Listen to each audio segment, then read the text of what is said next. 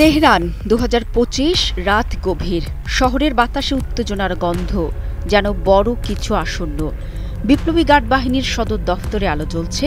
কূটনৈতিক ও সামরিক বিশ্লেষকদের মধ্যে চলছে নীরব অথচ স্পষ্ট এক আলোচনা। যুক্তরাষ্ট্র কি এবার সরাসরি ইরানের বিরুদ্ধে যুদ্ধে নামবে?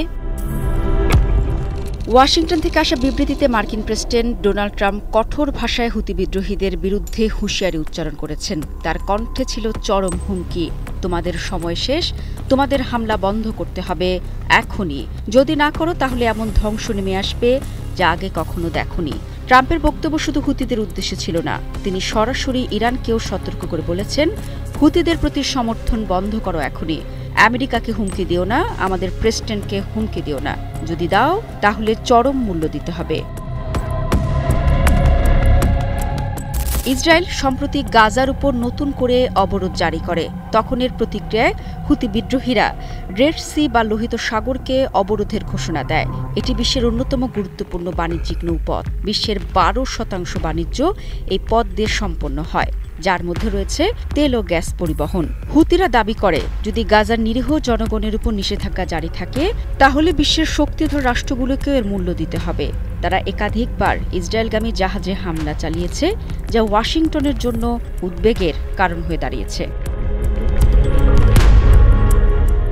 ট্রাম্প প্রশাসনের প্রতিক্রিয়ায় মধ্যপ্রাচ্যে যুদ্ধজাহাজ পাঠিয়েছে এবং ইতিমধ্যে হুতিদের উপর ড্রোন হামলা চালানোর পরিকল্পনা চূড়ান্ত করেছে। এরই মধ্যে চালানো হয়েছে সে ড্রোন হামলাও। ওয়াশিংটন থেকে পাঠানো সামরিক বার্তায় বলা হয়েছে, আমাদের জাহাজে হামলা হলে আমরা প্রতিশোধ নেব। এদিকে সামরিক বিশেষজ্ঞরা বলছেন, এ সংঘাত কেবল হুতিদের মধ্যে সীমাবদ্ধ থাকবে না, বরং এটি ইরান ও যুক্তরাষ্ট্রের মধ্যে সরাসরি সামরিক উত্তেজনায় রূপ নিতে পারে, কারণ হুতিরা ইরানের সামরিক ও কৌশলগত সমর্থন পেয়ে থাকে। তেহরান থেকে আসা বিবৃতিতে ইরানের সর্বোচ্চ নেতা আয়াতুল্লাহ আলী খামেনি স্পষ্ট জানিয়ে দিয়েছেন, মধ্যপ্রাচ্যে কোনো আগ্রাসন বরদাস্ত করা হবে না। যারা আমাদের আঞ্চলিক মিত্রদের টার্গেট করবে তারা নিজেরাই শাস্তি ভোগ করবে। ইরানের Islamic revolutionary guard corps IRGC এরই মধ্যে হুতিদের সমর্থনে সামরিক সরঞ্জাম সরবরাহ আরও বাড়ানোর ঘোষণা দিয়েছে।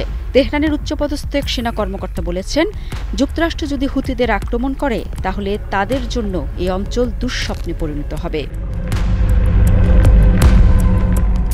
বিশ্বের কূটনৈতিক মহলে প্রশ্ন উঠছে, এ সংঘাত কি যুক্তরাষ্ট্র ও ইরানকে সরাসরি যুদ্ধের দিকে ঠেলে দেবে?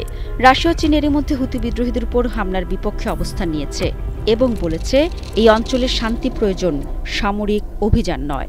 ইসরায়েল মনে করছে হুতিদের বিরুদ্ধে সামরিক অভিযান জরুরি, কারণ তারা লোহিত সাগরে ইসরায়েলের বাণিজ্যিক পথ বন্ধ করে দিচ্ছে।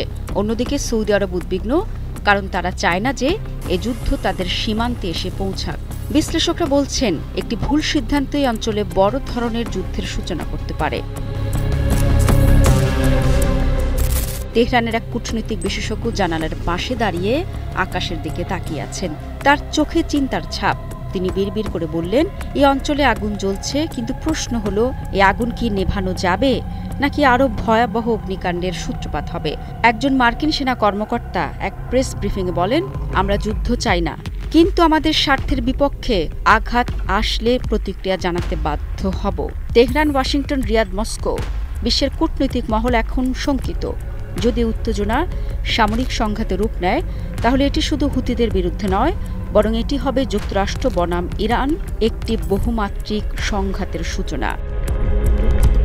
তাহলে কি সত্যি আরেকটি যুদ্ধ আসন্ন, নাকি শেষ মুহূর্তে কূটনীতি সংঘর্ষকে থামাবে? বিশ্ব তাকিয়ে আছে উত্তরের অপেক্ষায়।